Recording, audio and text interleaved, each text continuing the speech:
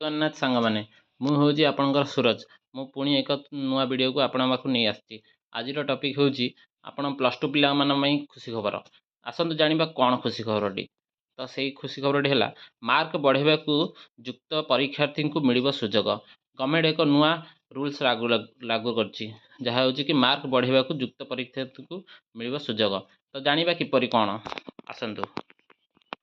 ଉଚ୍ଚ ମାଧ୍ୟମିକ ଶିକ୍ଷା ପରିଷଦ CHSE ଦ୍ୱାରା ପରିଚାଳିତ ଯୁକ୍ତ 2 ପରୀକ୍ଷାରେ ଅଂଶଗ୍ରହଣ କରୁଥିବା ପରୀକ୍ଷାର୍ଥୀଙ୍କୁ ମାର୍କ ବଢ଼ାଇବାକୁ ସୁଯୋଗ ମିଳିବ।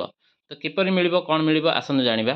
ଯଦି କୌଣସି ପରୀକ୍ଷାର୍ଥୀଙ୍କର ଗୋଟିଏ ବିଷୟରେ କମ୍ ମାର୍କ ରହିଥିବା ଭାବନ୍ତି, ତେବେ ସେ ଆଉଥରେ ସମ୍ପୃକ୍ତ ବିଷୟରେ ପରୀକ୍ଷା ଦେଇପାରିବେ।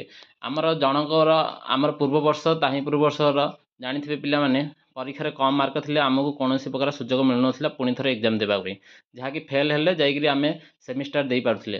ତ ଏବେକା ଡେଟ୍ରେ ଦେଇଛନ୍ତି ଆମକୁ ସୁଯୋଗ, ଯାହାକି ଆମର ମାର୍କ କମ୍ ଥିଲେ ପୁଣି ଥରେ ଆମେ ସେଇ ସବଜେକ୍ଟ ହିଁ ଏକ୍ଜାମ୍ ଦେଇକି ମାର୍କ ଆମକୁ ବଢ଼ାଇ ପାରିବା।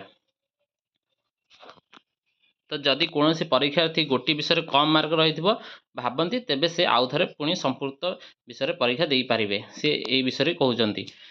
ତ ଯୁକ୍ତ 2 ଇନଷ୍ଟାଣ୍ଟ ପରୀକ୍ଷା ସମୟରେ ହିଁ ସେମାନଙ୍କୁ ପରୀକ୍ଷା ଅନୁଷ୍ଠିତ ହେବ। ପୂର୍ବ ପରୀକ୍ଷାର୍ଥୀ କେବଳ ଗୋଟିଏ ବିଷୟରେ ଫେଲ୍ ହୋଇଥିଲେ ସେମାନଙ୍କୁ ଇନଷ୍ଟାଣ୍ଟ ପରୀକ୍ଷା ଅଂଶଗ୍ରହଣ କରିବାକୁ ସୁଯୋଗ ମିଳୁଥିଲା।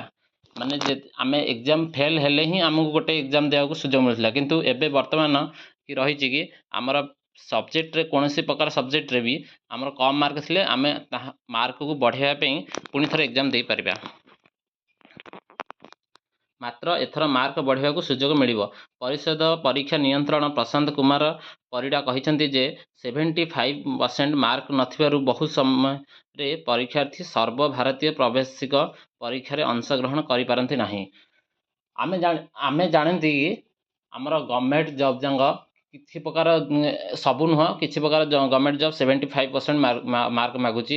ଆମର ନହେଲେ କଲେଜ ପାଇଁ ମାନେ ଅନ୍ୟ କୌଣସି ପ୍ରକାର ଆମେ ପରୀକ୍ଷା କିମ୍ବା ଅନ୍ୟ ପଢ଼ାପଢ଼ି ପାଇଁ ଆମକୁ 75% ମାର୍କ ମାଗୁଛି। ତ ଇଏ ପ୍ରଶାନ୍ତ କୁମାର ପରିଡ଼ା ଆମର କହିଛନ୍ତି କି 75% ମାର୍କ ରଖିବା ପାଇଁ ସେ ପୁଣି ଥରେ ଆଉଥରେ ଯାହାର କମ୍ ମାର୍କ ଥିବ ସେ ସବଜେକ୍ଟକୁ ଆମର ଏକ୍ଜାମ୍ ପୁଣି ଦେଇପାରିବେ। IIT ପରୀକ୍ଷା ଶିକ୍ଷାନୁଷ୍ଠାନରେ ପଢ଼ିବାକୁ ବଞ୍ଚିତ ହୁଅନ୍ତି। IIT ପାଇଁ 75% ମାଗୁଛି, ତ ସେ କହିଛନ୍ତି। ତେଣୁ ପିଲାମାନେ ମାର୍କ ବୃଦ୍ଧି କରିବାକୁ ଏହା ଏକ ସୁଯୋଗ ମିଳିଛି।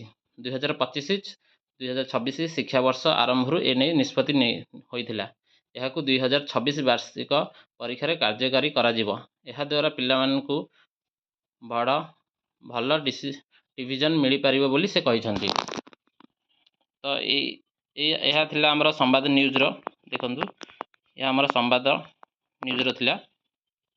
ଏହା ଆପଣମାନଙ୍କ ପାଇଁ ବହୁତ ବଡ଼ ଖୁସି ଖବର। ତ ଯାହା ଆପଣଙ୍କୁ ଯାହା ଡାଉଟ୍ ଥିବ ମୋତେ କମେଣ୍ଟ ମାଧ୍ୟମରେ ପଚାରି ପାରିବେ।